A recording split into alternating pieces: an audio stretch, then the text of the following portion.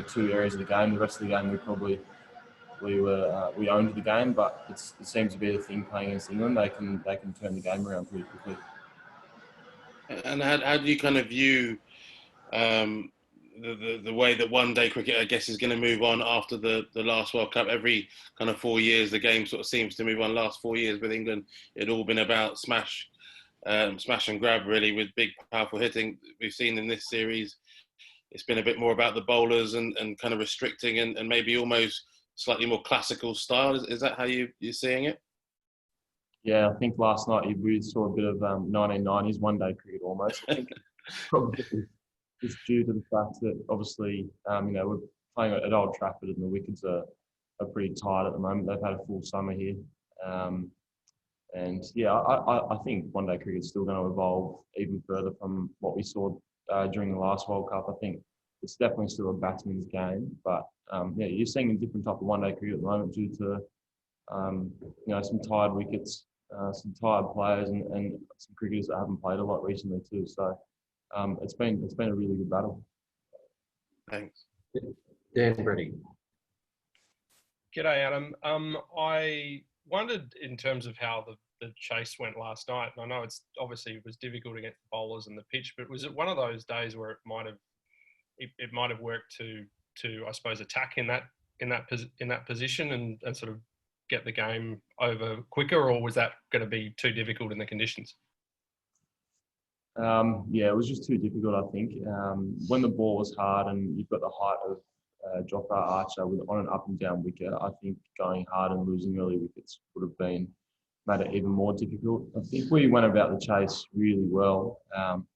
Marnus and Finchy played it beautifully. I just think, once you lose a wicket after a big partnership like that, it's really hard to start. Balls were hitting the toe of the bat and some of them were hitting the handle of the bat too. So, it was a difficult chase to try and manipulate, but I think we went about it the right way. We just, once you lose wickets and clumps, it makes it pretty hard.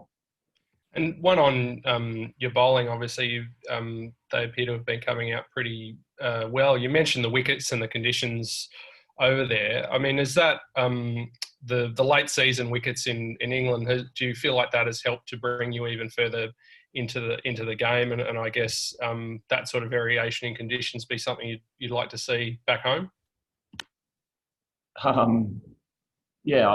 think in particular yesterday's game definitely played a role in that. I think he used the wicket, as I've already mentioned, and things like that. I think the first game was still a pretty good wicket, but we don't really get wickets like that at home. I think it's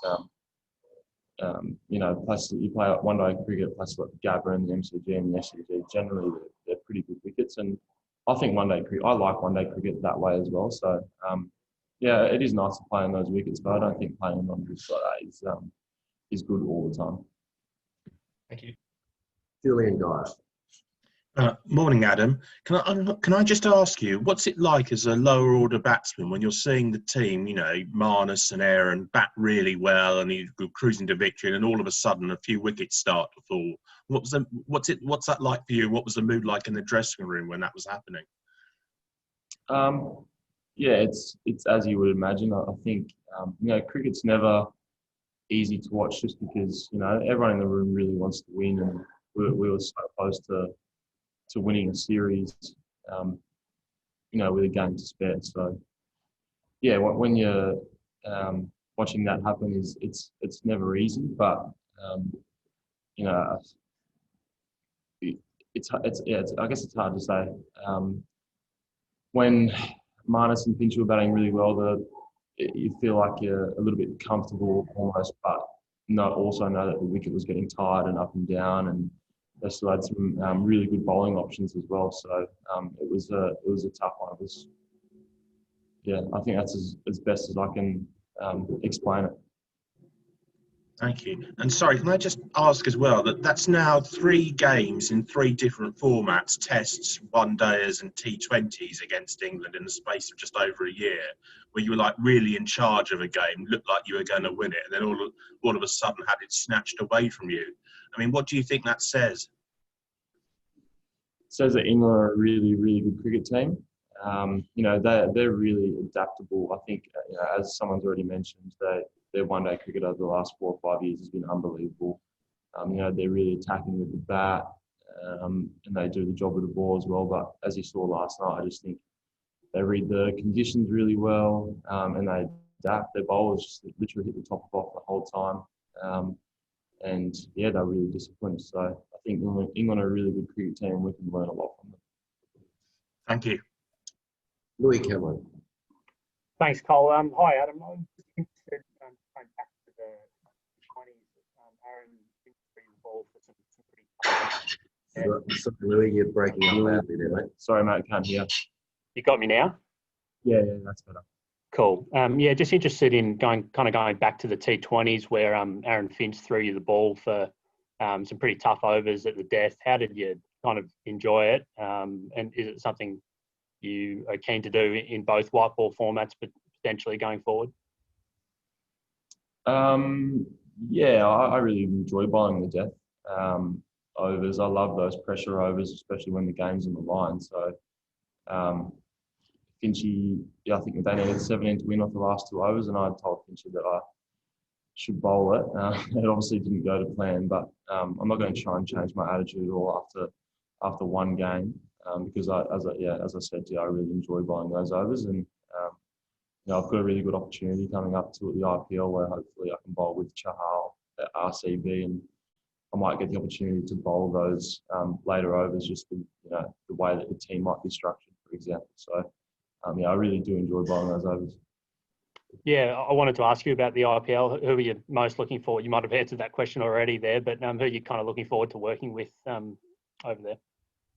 Yeah, I really enjoy bowling with another leg spinner. So Chahal's going to be really good opportunity to work with him. I think we have similar traits, but also can learn a little bit from each other as well. So and the obvious ones are players like Virat and AB de Villiers too. So just to see the way that they train and go about it, and watching them bat, it's going to be pretty exciting. Thanks, mate. Sorry. Hey, Adam. I was just wondering, in terms of the IPL, have you got clarity on what the quarantine sort of setup will be when you fly over there, and if it is the hard lockdown in the hotel room, have you got any strategies? If you ask David Warner, it changes every 2 hours, but I have absolutely no information. I would not have a clue. I would love to know, but we're not too sure yet. I think we have a meeting about it today, though, so we might find out more. And just beyond that, are you sort of quite keen for this? It'll be a really busy stretch, I suppose, going from this to an IPL, and then probably looks like the limited over stuff against India back home, and then the Big Bash. Do you think you'll need a break at some point, or can you realistically keep going throughout that kind of setup? I'm not too sure, to be honest. I think it's definitely going to be difficult. I mean, living in the quarantine bubble and playing cricket and being at a cricket ground for the whole time basically is going to be tough work for that period of time. But I don't know. I'm really excited about the IPL, and that's what I'm really thinking about at the moment. And then obviously we've got that series against India, which is going to be a really big one. And then in BBL, which I absolutely love. I've made it pretty obvious before that I love playing for the Melbourne Stars. So there's going to be a lot of time in bubbles and quarantine, but I'll find a way through it. I've got all my coffee and darts board and my whole room set up with the microwave and everything I need. So if there's anyone that can get through it, it's probably me. Thanks, man. Rory Dollar. Hi, Adam. I don't know if you've seen Steve Smith around the place the last couple of days, but sort of a winner takes all deciding match against England doesn't get much bigger than that. Would it be a huge boost to the team to have a player of Steve's calibre sort of walk back into the team and have his chance to finish the series on a high? Definitely. I think it's been disappointing to have him miss the last couple of games, obviously with his his world-class player and his experience as well. I'm not sure where it's at the moment. We didn't really get to see him yesterday around the game time. It was announced in the morning that he wasn't playing. So, I think it's pretty obvious that if Steve's missed a bit, he's in most cricket teams. So hopefully we have him back for that third game.